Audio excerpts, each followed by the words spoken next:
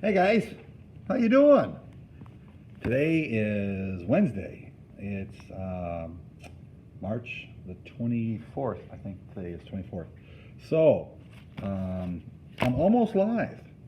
So coming at you here with Chapter 5 of the book From Soldier's Heart. Hope you're liking it. I enjoy reading it to you. A little quiet here in the classroom. Not too many people are interrupting, so we're going to go right at it and get the next one going, see how it goes. So here we go, folks. Stand by. So remember last time we met Charlie? He had his first battle, right? So let's head right into the next one, Chapter 5, which is called Night. The officers moved among the men and told them what every man knew was a lie. Told them that they'd done well, had stood up to rebel fire and given it back. But even Charlie knew, and he thought he knew nothing, that they'd been whipped from the field. They'd been ordered to cross a meadow and take the hill, and the Confederates had torn them to pieces, made them withdraw in good order, made them run. But the officers moved through the trees and told them lies and said to rest, because they'd have to go back tomorrow, would regroup and move against the rebels in the morning. And Charlie thought it's like trying to tell water to run uphill. There was nothing on God's earth that would allow his legs to move his body against that fire again. Not a man, he thought, not a man would be alive halfway across the meadow. So he lay by a tree and he watched fireflies move over the battlefield. They were pretty, flitting here and there, and for a moment he could believe that none of it had happened. The firing was done now, the only sound, the moaning of the wounded. The Rebs were back in their woods, resting, just as Charlie was, and the pretty fireflies were flitting around the field over the dead. Then Charlie realized they weren't fireflies, but lanterns. They were lanterns and candles. Men from both sides were going from body to body in the dark, looking for dead friends, for wounded comrades. And he thought of men he knew who were out there, his buddy Massey and the lieutenant, but decided it would serve no purpose to go out there and see it all again. They were dead. He'd seen them die. Massey didn't have a head, and Lieutenant didn't have a brain or heart or much of anything else. And short of digging a hole and burying them, he didn't know what he could do for them. Or for me, he thought. I don't know what I can do for me. He watched the lanterns and candles, and he tried to feel sad for the dead and wounded, tried to feel some pain for them, but he could feel nothing but a bone tiredness that left his hands shaking and his legs weak and his stomach churning. Drink water, someone whispered in the darkness. It sounded like another officer's voice. Y'all must drink water if you can. Hold it if you can hold it down. Try to get some sleep. Men will pass among you with rations. Somebody came out of the dark and handed him a piece of half-dried bread and cold, raw salt pork. He nearly threw the food away, but took a bite of the bread and was immediately ravenously hungry. Now, you think about this cold, raw pork. Yeah, you guys have all seen what bacon looks like, I think. You go to the grocery store, or folks purchase some, bring it home. Yeah, he's eating this raw. Ish. Yuck. Not good. He wolfed down the bread and ate the salt pork, and surprised that it stayed in his stomach. He drank water until his stomach was full and his canteen empty. Then he let his back slide down the tree until he was sitting with his legs outstretched. His head nodded and bobbed, and he dozed. Fought sleep, and then dropped off again until his chin rested on his chest, and he was sleeping. "Check your weapon!" Somebody was shaking him, and he opened his eyes, and he felt as stiff as an old man. It seemed just moments had passed, but he raised his head and saw a faint grayness in the east. "Clean your weapon and check your load. Refill your cartridge boxes. And get more caps. Fill your canteen from the stream back 20 yards and get ready. We move with good light." Charlie stood and he walked to a small creek. It took only moments to hold his canteen beneath the surface and let it fill and take several long drinks from the brook and wash his face. But in that time the light grew brighter and he saw that the water wasn't clear. It was tinged with pink, and he saw the bodies in the water upstream. Hello! Yeah. Sorry about that. This time he wanted to vomit, but it would not come. The food felt like a stone in his stomach, and the bloodied water seemed to sour it, curdle it, but it wouldn't come up, even when he stuck his finger down his throat. "Clean your weapon, Private!" Sergeant from another part of the regiment, one he did not know, came up to him and pointed to his rifle. "There'll be plenty of time for puking later. Get ready. We're going against them again in just a few minutes." Later he would know things about fighting. It was silent now, and that meant the troops had not joined battle yet. Meant that there might not be a fight. But he did not know this yet, and the sergeant's order made him so afraid it was as if a shaft had gone through him, had stopped his heart. He had never really thought they would make him cross the meadow again, but here it was, against him. He looked to where they had been yesterday and saw the lumps that were bodies. Here and there, a wounded man, lying all night on the ground, moved and made a small sound, but mostly they were still. "I'll be there soon," he thought. "I'll be there on the ground with them. If I don't run away, I'll be there like a broken doll. We all will. None of us can live if we walk out there again." But he could not run away. None of the others had, and he couldn't. He cleaned his rifle carefully. He had not loaded it after firing the previous afternoon. And he used a bit of rag and water to clean out the powder residue. He took oil from a small bottle and carried and oiled the bore, and he wiped it dry with a piece of rag he carried wrapped around the bottle. All done automatically, without thinking. The training must work, he thought. I'm doing all this without meaning to do it. He felt like a stranger to himself, like another person watching his hands move over the rifle, wiping and cleaning.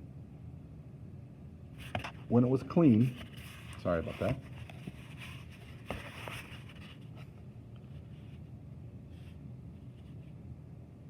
When it was clean, he snapped 3 caps on the nipple to burn any oil out of the nipple hole, and then took a cartridge from his cartridge box. Bit the end of the paper off, poured the powder down the bore, slid the bullet down on top of it, and pushed it into place with the ramrod. When the bullet was seated, he cocked the hammer, pinched a cap so it would stay wedged on the nipple, and eased the hammer down to half cock. Ready. For a moment there was nothing to do, so he started to sit by the tree again, but then the sergeants came. "Everybody form! Line of battle! Out here! Form on me!" Charlie's legs moved again and carried him out. He hated them for it, but they worked and took him into the grass to stand with all the other men who still lived. "Form on me, in a line, Line of battle, right here. The sergeant, he did not know, was pointing with an officer's saber to where they should stand. The men moved as told, stood in their line, and Charlie stood with them. Fix bayonets! We'll talk about bayonets here in a little bit, if you don't know what one is. Charlie pulled the bayonet from the scabbard at his side, and he looked it on the muzzle of his rifle. Another delay. It was a clear morning, no clouds, sun just up. How could they see other units forming? How could they, he thought. How could they just form and stand there waiting for it after yesterday? How could I? It had all started this way yesterday. March out and form up. Except that yesterday there were congressmen and their families on the hills. Come out from Washington in buggies to picnic and watch the battle. And hadn't they got more than they bargained for? All those petticoats flying and the carriages rocking along as they found that rebel shells did not care if you were a soldier or a civilian. And I want you to think about this. This is pretty weird. So during the Civil War, remember this is the northern United States fighting against the southern United States. And sometimes the people thought they were so bored, they'd go out and pack a picnic lunch, and they'd go out and they'd watch a battle. They'd sit on a hill and watch the soldiers die in a battle down below them. Pretty sick, isn't it? But what we're finding out here is if you're the enemy, you're going to be firing on those people in those buggies. So the Union troops had marched the same as today and formed into the same line of battle, and then the Rebs had brought the fire and steel of God down on them.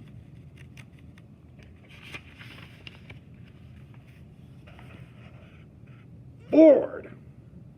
The sergeant turned and started marching across the field, just as he had done yesterday, heading for the piles of dead men they'd left yesterday, walking in a measured pace, and the men followed, their rifles held at port arms, ready to be raised. Okay, they're holding the rifle at port arms. Let's see. Port would be on your left side. Starboard would be on your right. So yeah, they're holding their rifle on their left shoulder. Watch the trees, the sergeant yelled. Keep your eyes on the trees. That, Charlie thought, was the most unnecessary command he had ever heard. Charlie couldn't keep his eyes off the trees. His mind, his breath, his very being watched the trees. The trees where his death would come from. They walked in line across the meadow, through their own dead from the day before. Charlie tried not to look down at them, but couldn't help it, and found that they all looked alike. They could not identify men he'd known for months. They were all bloated, pushing out against their uniforms. Clouds of flies were planting eggs in the wound openings and the eyes and mouths of the bodies.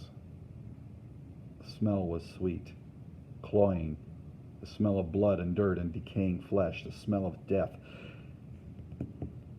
They had uniforms on, red flannel shirts, so he knew they were all Minnesota men, but the dead all looked alike. Yuck, sorry about that. Broken, like broken toys or dolls. The troops were through the dead now, still walking past the smell. There. He thought he saw movement in the trees, 100 yards. Now 99. 98. Every step a yard. Another step. Another. Men stepping next to him. There. Some rustling leaves. He was sure of it. Movement. They'd open fire soon, any second. It would come from the trees. The snarl and smoke and death would come from the trees, from the leaves. Any second. Now, now, now! Why don't they shoot? What are they waiting for? Every breath his last. Every sound his last. Every sight his last. It would come now. God, oh God, oh God, now! It did not come. They walked in line to the rebel earthworks and found the enemy gone. The Rebs had pulled out during the night, left food on the fires, water in pails, just left it all. Charlie studied the earthworks, logs that were stacked up with dirt piled in front and small ledges for the men to stand on and shoot without exposing more than their heads. We could have shot at them for years and never have hit them, Charlie thought. We could have died shooting at them and never touched them. He took a deep breath and let it out, his first whole breath since they had started walking across the meadow. He looked down and was shocked to see that he'd wet himself. Across the meadow, he thought, I must have done it then.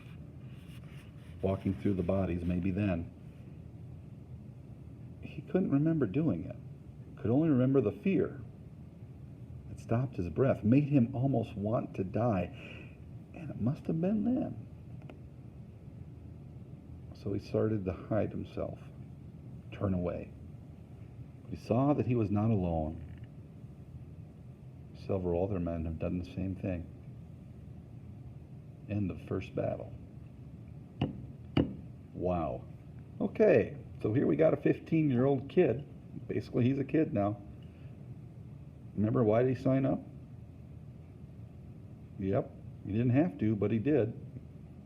He's supposed to be 18, but he volunteered to go at 15, which technically he wasn't supposed to. So he was after something. And what was he after? Yeah, he was after excitement. Well, I'm going to attempt to give a little Padlet here on a link on Schoology. If you could, give it a look-see. I'm interested to know what you think about this so far. So, yeah. Hope you're liking this book. I really enjoy reading it. Wish you were here to hear it, but we're doing the best we can. So, take a look at that Padlet. Let me know what you think, and stay safe. Wash your hands, and we'll talk at you later. Have a good one, people.